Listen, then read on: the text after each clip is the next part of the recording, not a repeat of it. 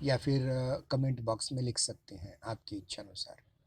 यानी BA BSc द्वितीय वर्ष द्वितीय भाषा हिंदी सामान्य हिंदी प्रश्न पत्र तृतीय को लेकर के हमने बहुत सारी बातें की हैं, चाहे वो साहित्यिक भाग गद्य के विविध आयाम के रूप में हो या फिर प्रयोजन मूलक हिंदी के रूप में हो। प्रयोजन मूलक हिंदी से लेकर के निबंध लेखन तक सारी बातें पढ़ा कर हो चुके हैं, जिसके वीडियो भी मैं अपलोड कर रहा हूँ, लेकिन कोई देख नहीं रहा है। इस बात का ताज्जुब है, क्योंकि कौन सा वीडियो कितनी बार देखा गया ये सारी बातें हमें पता चलती हैं। तो अगर आपको मेरा जीवन, नीलकंठ मोर, कमला, शिरीष के फूल, चिड़ों पर चांदनी, प्रयोजन मूलक हिंदी, भाषा शिक्षण, व्यावसायिक हिंदी या निबंध लेखन, इसमें किसी के भी बारे में कोई शंका हो तो आज का ये तीसरा शंका समाधान का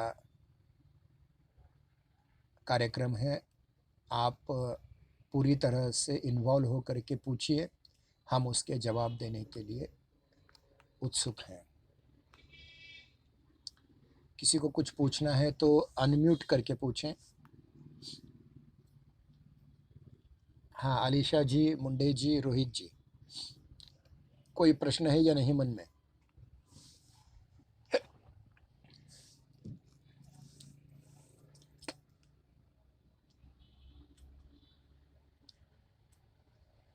गद्य के विविध आयाम के बारे में हमने प्रत्येक पाठ की पीपीटी बनाकर भेजी थी, वीडियो बनाकर भेजा था, और साथ ही साथ उस पर परीक्षाएं भी हुई थी, तो उस बारे में शायद कोई कठिनाई नहीं रही होगी।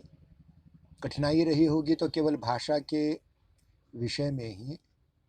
प्रयोजन मूलक हिंदी, भाषा स्वरूप एवं विकास, भाषा शिक्षण, वैश्वीकरण के परिप्रेक्ष्य में हिंदी भाषा का महत्व, व्यावसायिक हिंदी और निबंध लेखन, ये हमारे 4 टॉपिक हुए थे। इनमें से किसी को कोई पूछना है तो खुद को अनम्यूट करके, मतलब सामने के माइक का जो आइकॉन है उसे स्पर्श करके आप प्रश्न पूछ सकते हैं।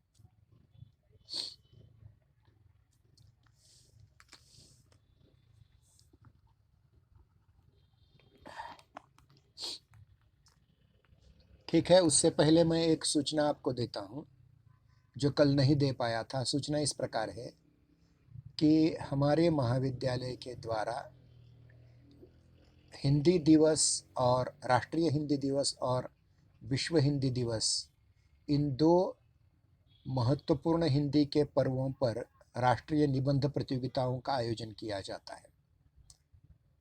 इस बार जिस निबंध के विषय निबंध का जो विषय दिया गया है वह है राष्ट्रभाषा हिंदी के प्रचार प्रसार में दूरदर्शन का योगदान।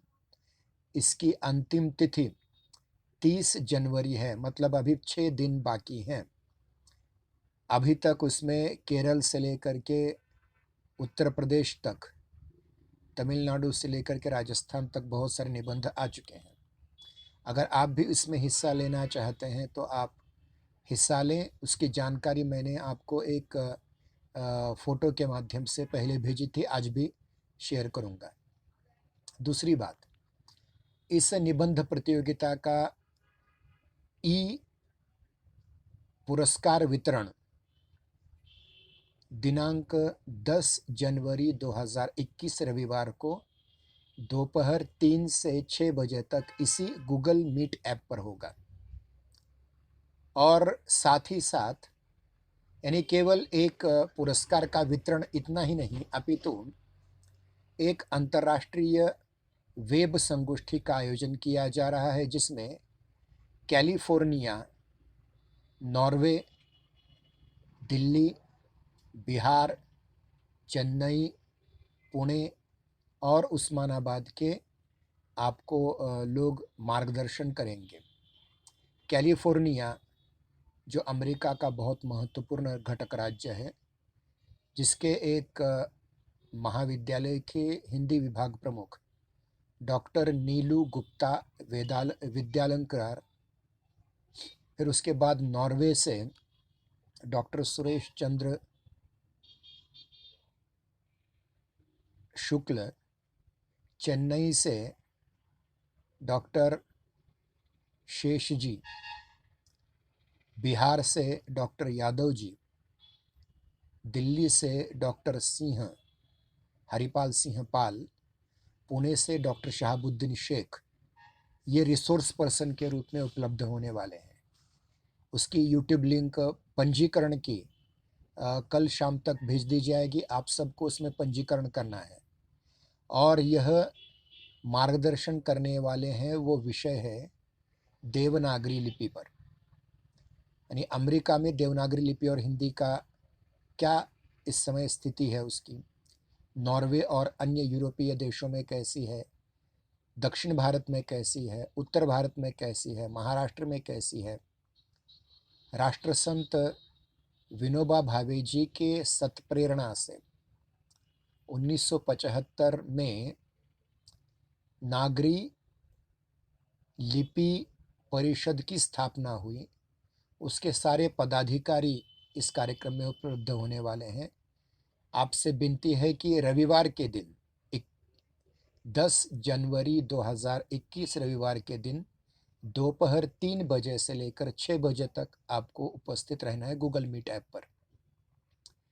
और ये आपका सौभाग्य है कि आपकी इतनी कम आयु में पढ़ाई के समय आपको अंतर्राष्ट्रीय वेब संगोष्ठी में समाविष्ट किया जा रहा है, जिसका ई प्रमाण पत्र आपको दिया जाएगा।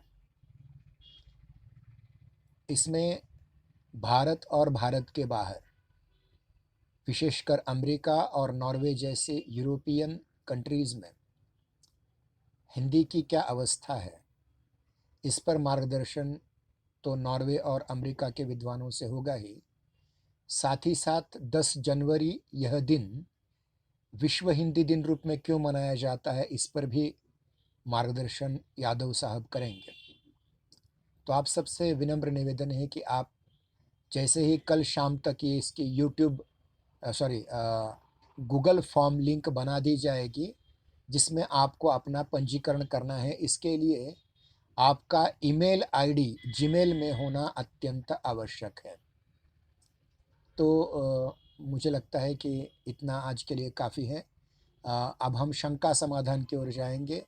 अगर आपको हिंदी भाषा के बारे में, हिंदी प्रयोजनमूलक हिंदी के बारे में, हिंदी के वैश्विक परिप्रेक्ष्य के बारे में, भाषा शिक्षा, भाषाई कौशल, श्रवण, संभाषण, वाचन, पठन, व्यावसायिक हिंदी और निबंध लेखन के बारे में अगर कोई भी आपको कठिनाई आ रही है, तो आप अपने कठिनाइयों को हमारे सामने रखें। हमसे जितना हो पाएगा उतना आपकी शंकाओं का समाधान करने के लिए हम प्रस्तुत हैं। अलीशा जी, मुंडे जी और रोहित जी, आप में से कोई भी प्रश्न की शुरुआत कर सकते हैं। अगर बोलने का इच्छा नहीं है तो कमेंट बॉक्स में लिखिए, मैं पढ़ करके उसका उत्तर बताऊंगा, शंका का समाधान करूंगा।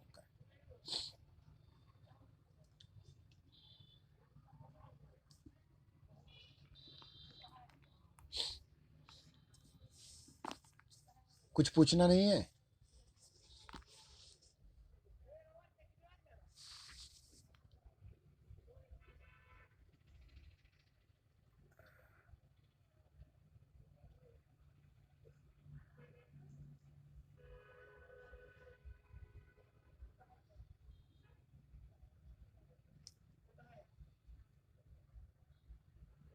हाँ, पूछिए।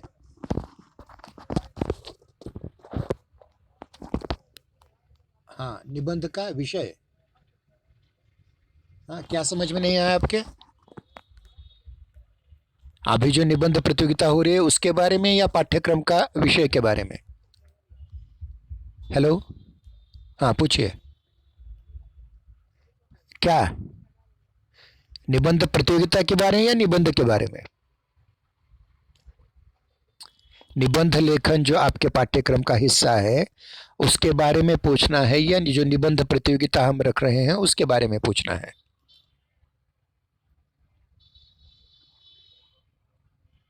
हाँ मुंडे जी पूछिए।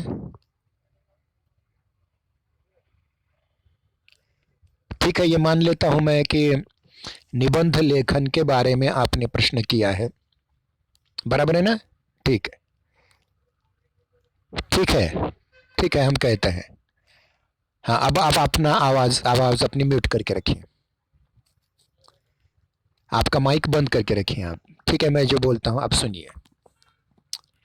देखिए मुंडे जी, आपने एक बहुत महत्वपूर्ण प्रश्न पूछा है, निबंध लेखन क्या है? अब निबंध लेखन के बारे में मैं शुरुआत से भारतीय पद्धति और पाश्चात्य पद्धति दोनों की ओर आपका रुख करना चाहूँगा। आजकल यह एक पाश्चात्य और आधुनिक विधा के रूप में पाई जाती है, लेकिन अगर संस्कृत साहित्य की ओर ध्यान देकर देखें तो निबंध शब्द की व्युत्पत्ति ही क्या है? देखिए, नि अधिक बंध, नितराम बद्ध इति निबंध, जो पूरी तरह से नियमों में बद्ध है। ऐसा गद्य जो बहुत कठिन है। ध्यान रखिए, कविता समझना बहुत कठिन बात है, लेकिन कविता से भी गद्य समझना कठिन बात है और उसमें भी निबंध समझना कठिन बात है साहित्यिक विधा के रूप में। संस्कृत के एक कवि ने ऐसा कहा है कि गद्य कविनाम निकषम वदन्ति, अर्थात गद्य का अध्ययन करना कवि लोगों की कसौटी है, निकष है, परीक्षा है। इसलिए गद्य साहित्य बहुत कठिन माना जाता है। हम आसानी से गद्य बोल लेते हैं, लेकिन गद्य साहित्य का अध्ययन और उस पर लिखना कोई आसान काम नहीं है। गद्य साहित्य को 4 विभागों में विभक्त किया जाता है। पहला है कल्पनाश्रित गद्य, दूसरा विचाराश्रित गद्य, तीसरा तथ्याश्रित गद्य और चौथा समीक्षाश्रित गद्य। गद्य में ध्यान रखिए, मैं निबंध की ओर जा रहा हूं, उसके पहले थोड़ी सी पूर्व पीठिका आवश्यक है। कल्पनाश्रित गद्य में कहानी और उपन्यास साहित्य का समावेश होता है। मराठी में जिसे कादंबरी कहा जाता है उसी को हिंदी में उपन्यास कहा जाता है। कहानी तो आपको पता है, प्रेमचंद जी की कहानी आप पढ़ चुके हैं या अन्य कहानियां पढ़ चुके हैं, लेकिन इसमें जो गद्य होता है वो कल्पना पर आधारित होता है, काल्पनिक होता है, इमेजिनरी होता है। इसमें इमेजिनेशन बहुत महत्वपूर्ण है। इसी को अंग्रेजी में नॉवेल या स्टोरी कहा जाता है।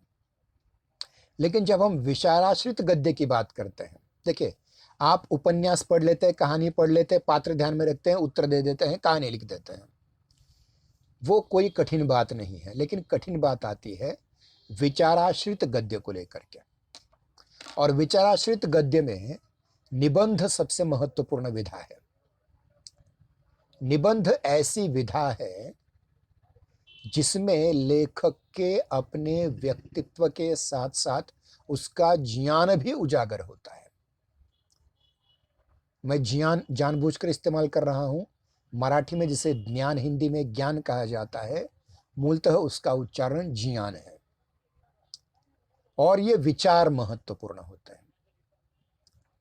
साहित्य में भावनाओं के साथ साथ विचारों को बहुत महत्व होता है।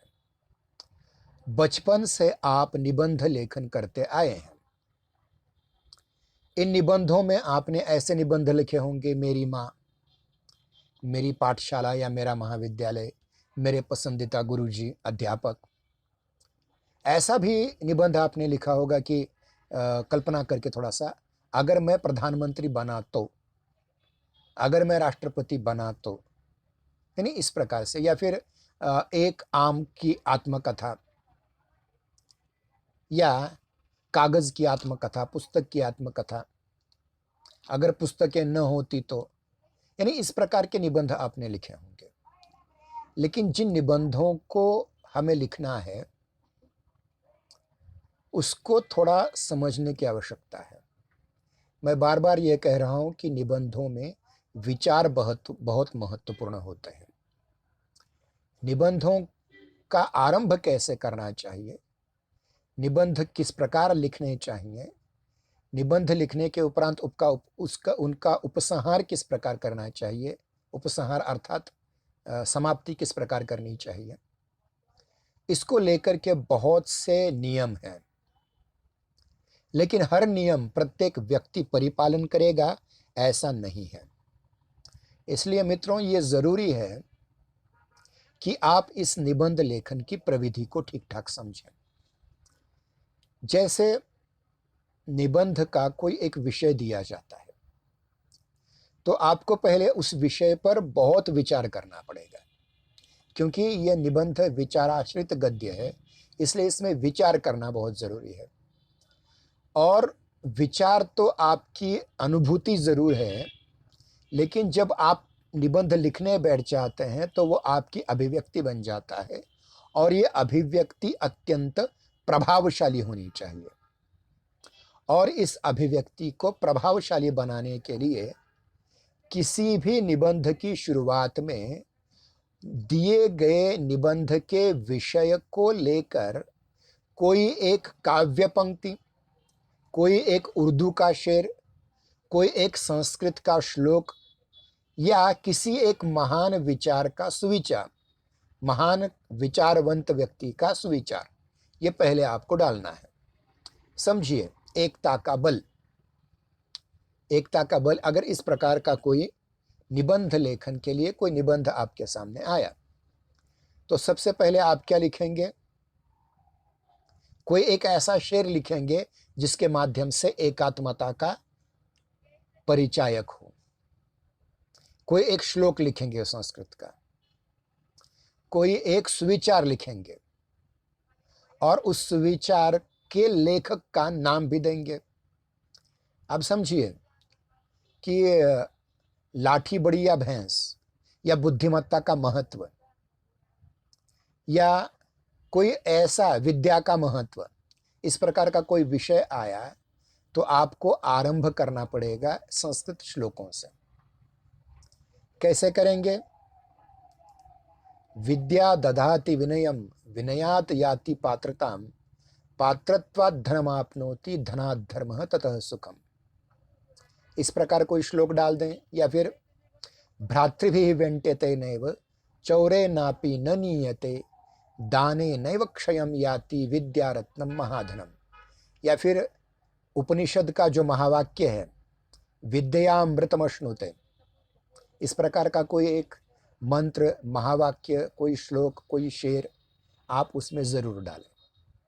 तो क्या होगा कि निबंध का परीक्षक जो है या निबंध का पाठक जो है उस पर प्रभाव निर्माण हो जाएगा, क्योंकि आपकी अभिव्यक्ति की शुरुआत, आरंभ अत्यंत प्रभावान्विति से हुआ है।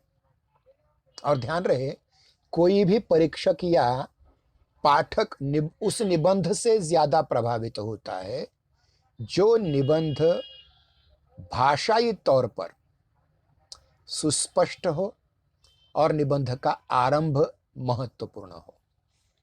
जैसे ही आरंभ निबंध का हो जाता है तो आपको आपके निबंध के विषय के अनुरूप, आपको अपने निबंध के विषय के अनुरूप कोई एक छोटी सी कहानी उसमें लिखनी है, एक दो परिच्छेद में।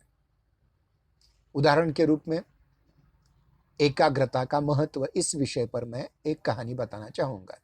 अगर यह विषय है निबंध का एकाग्रता का महत्व, तो मैं महाभारत की एक कहानी बताऊंगा। जब कौरवों और पांडवों दोनों की शिक्षा पूरी हुई तब आचार्य द्रोण ने सबकी परीक्षा लेने की ठानी। उन्होंने एक वृक्ष पर एक नकली तोता रख दिया, मिट्टी से बना हुआ तोता, पक्षी रख दिया कोई, और सबसे पूछा कि क्या दिखता है। सबसे पहले बड़े युधिष्ठिर आए, युधिष्ठिर से पूछा आपको क्या दिख रहा है, तो वो कहता है कि आप, मुझे द्रोणाचार्य आप दिख रहे हैं, मेरे भाई दिख रहे हैं, मुझे वृक्ष दिख रहा है, मुझे पंछी दिख रहा है, मुझे आसमान दिख रहा है, मुझे धरती दिख रही है, सब कुछ। आचार्य जी ने उसे बाहर निकाल दिया, चल हट, कोई काम नहीं तुम्हारा। दुर्योधन को बुलाया, भीम को बुलाया, सबको बुलाया। अंत में सबसे प्रिय शिष्य अर्जुन सामने, और अर्जुन से पूछा, अर्जुन तुम्हें क्या दिख रहा है? अर्जुन ने कहा, सामने के वृक्ष पर जो पंछी है उसकी आंख मुझे दिख रही है बस। तब द्रोणाचार्य ने कहा कि अब आप शरसंधान कर सकते हैं, बाण चलाओ। तो बराबर वह बाण उस पंछी के आंख को फोड़ करके निकल गई। अब इस छोटी सी कहानी से आपको एकाग्रता का महत्व पता चल गया होगा। तो ध्यान रखिए, दिए गए विषय के अनुसार आपको एक संक्षिप्त कहानी, छोटी सी कहानी उसमें लिख दें, फिर उस विषय को लेकर के सकारात्मक बिंदुओं में 2, 3, 4, 5 परिच्छेद कीजिए, अनुच्छेद कीजिए जो सकारात्मक हो। फिर उसके बाद 2 अनुच्छेद आपको नकारात्मक लिखने पड़ेंगे, क्योंकि आप उस विषय के चारों ओर से उसका परीक्षण कर रहे हैं। अब ये अनुच्छेदों में सारी बातें अगर आपने लिख दी, निगेटिव भी लिख दी, मतलब सकारात्मक और नकारात्मक बातें लिख दी, पूरे विचार आपने प्रकट किए, उस बारे में आपको जो लिखना है आपने लिख दिया। अब अंतम के परिच्छेद में आपको क्या लिखना है? आपने जो ये कहानी बताई, आपने जो श्लोक लिखा, शेर कहा, या आपने जो उसमें सकारात्मक और नकारात्मक बिंदु रखे, उसमें से आपको क्या अच्छा लगा उसका निष्कर्ष लिखना है आपको। निष्कर्ष, जब ये आप निष्कर्ष लिखेंगे, कंक्लूजन लिखेंगे, और अंत में आपको कोई एक स्लोगन लिखना है, कोई एक नारा लिखना है जिसकी वजह से उस विषय की महत्ता को प्रतिपादित किया जा सके। इस प्रकार से ये निबंध परिसमाप्त होता है। तो ये उसका ढांचा है। अब निबंध में शब्द संख्या कितनी चाहिए? बहुत बार निबंध लेखन के लिए जो प्रश्न दिया जाता है, या कोई प्रतिस्पर्धा में आप जाते हैं, प्रतियोगिता में जाते हैं, तो उस आयोजकों ने आपको निबंधों की शब्द संख्या बताई होती है। तो कभी कभी निबंधों की शब्द संख्या के सामने रख करके आपको उसका उत्तर देना होता है, लेकिन कभी कभी शब्द संख्या नहीं दी होती, तो उस आधार पर समय दिया होता है, आपको 1 घंटे में निबंध लिखना है ये।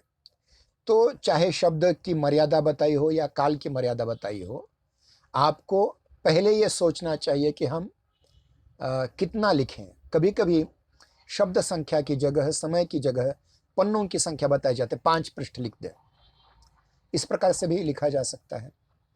लेकिन ध्यान रखें, निबंध लिखते समय एक बात महत्वपूर्ण कहना चाहता हूं मैं, जिस विषय पर आप लिख रहे हैं उस विषय पर चिंतन आपको बहुत करना पड़ेगा। अब वो निबंध का विषय कैसा भी हो सकता है। जो मैंने निबंधों के प्रकार बताए थे, साहित्यिक निबंध हो सकते हैं, पर्यावरणीय निबंध हो सकते हैं, सामाजिक विषयों पर निबंध हो सकते हैं, समसामयिक समस्याओं को लेकर निबंध हो सकते हैं, आर्थिक विषय को लेकर के निबंध हो सकते हैं, वैज्ञानिक विषय को लेकर के निबंध हो सकते हैं, जैसे पर्यावरण की समस्या जो है, प्रदूषण की समस्या, जल प्रदूषण है, वायु प्रदूषण है, ध्वनि प्रदूषण है, अन्न प्रदूषण है, मिट्टी का प्रदूषण है, रेडियो एक्टिव पोल्यूशन है। उस किसी भी विषय पर आपको पहले जानकारी होना बहुत जरूरी है, क्योंकि ये जानकारी, ये ज्ञान, ये विचार ही आपके निबंध को 4 चांद लगा सकता है। इसलिए यह जरूरी है कि निबंध लिखते समय आप उस निबंध के विषय के अनुसार, वह निबंध किस कैटेगरी का है, किस वर्ग का है, क्या वह आर्थिक निबंध है, क्या वह सामाजिक निबंध है, क्या वह साहित्यिक निबंध है, चाहे वो मनोविश्लेषणात्मक निबंध है, क्या वो वैज्ञानिक निबंध है, क्या वो समसामयिक समस्या प्रधान निबंध है। किसी भी विषय पर जब आप पहले विचार करते तो समझ में आना चाहिए पहले आपके कि ये निबंध इस वर्ग का है, इस श्रेणी का है। और फिर जैसा मैंने कहा, उस प्रकार क्रमशः परिच्छेदों में, अनुच्छेदों में विभक्त करते हुए उसके अलग अलग अलग अलग अलग पहलू आप लिखते जाएं। सकारात्मक लिखें, नकारात्मक लिखें, और इन दोनों का कंक्लूजन, निष्कर्ष लिखें और एक नारे के साथ समाप्त करें। तो ये बहुत महत्वपूर्ण बात होती है। एक और इसमें बात मैं ऐड करना चाहूँगा। आर्टिकल और एसे में फ़र्क क्या है? एसे अर्थात निबंध में विचार प्रधानता होती है, लेकिन जब आप आर्टिकल लिखते हैं, लेख लिखते हैं, तो उसमें वैज्ञानिकता ज़्यादा होती है, मतलब उसमें तथ्यात्मकता ज़्यादा होती है। अगर समझिए कोई आप आर्टिकल लिख रहे हैं, जैसे बॉटनी का कोई विषय है, वायु प्रदूषण और वनस्पतियों की भूमिका, तो इसमें आपको बहुत सारे उद्धरण लेने पड़ेंगे। आर्टिकल में क्या चीज़ होती है? देखिए, निबंध में आप अन्य पुरुषों के वाक्य अपनी भाषा में डाल सकते हैं, लेकिन जब कोई शोध आलेख होता है, रिसर्च आर्टिकल होता है, रिसर्च पेपर होता है, उसमें उस वैज्ञानिक का नाम, उसके ग्रंथ का नाम, उसकी पृष्ठ संख्या, ये प्रमाण देने पड़ते हैं और वह जैसा का वैसा कोटेशन देना पड़ता है। उसमें आप अपनी ओर से कुछ कम ज़्यादा नहीं कर सकते। यह होता है रिसर्च आर्टिकल और साधारण निबंध। तो उस दृष्टि से आपको ये सोचना है, समझना है। अगर आप कोई साहित्यिक निबंध लिख रहे हैं, समझिए प्रेमचंद जी के उपन्यासों में मुस्लिम विमर्श, इस प्रकार का निबंध लिखना है, तो आपको प्रेमचंद जी के सारे उपन्यासों में कौन-कौन से मुस्लिम पात्र हैं, किस उपन्यास में हैं, ये पहले अध्ययन करना पड़ेगा और उसके प्रमाण लिखने पड़ेंगे कि प्रेमचंद जी का अमुक-अमुक उपन्यास, अमुक-अमुक पृष्ठ पर ये मुस्लिम पात्र आता है और ये उसके विचार हैं। या फिर ऐसा आ सकता है कि जयशंकर प्रसाद जी के नाटकों में राष्ट्रीयता, इस प्रकार का साहित्यिक निबंध आ सकता है। आप बीएससी के हो या चाहे बीए के हो, आपको वैज्ञानिक निबंध तो आना ही चाहिए लिखने। तो इस प्रकार से आप निबंध लिख सकते हैं। हमारा समय समाप्त हो रहा है, केवल 2 मिनट रहे हैं। वैसे तो शंका समाधान का कार्यक्रम था, लेकिन फिर भी एक ही शंका आई और इस एक शंका का जितना मेरी ओर से हो सका मैंने समाधान करने का प्रयास किया है। आप मेरे अलावा केवल मुझे ही अंतिम सत्य न मान करके अन्य पुस्तकें पढ़ें, अन्य अध्यापकों से बात करें, लाइब्रेरी में बैठें, नेट का इस्तेमाल करें और खुद लिखने का प्रयास करें। और ध्यान रहे, दुनिया में सबसे बड़ा आनंद होता है अपनी स्वयं के ज्ञान को प्रकट करना। ठीक है? इस विचार के साथ मैं आपका यहाँ इस आभासी तासिका का समापन कर देते हैं। नमस्कार, धन्यवाद।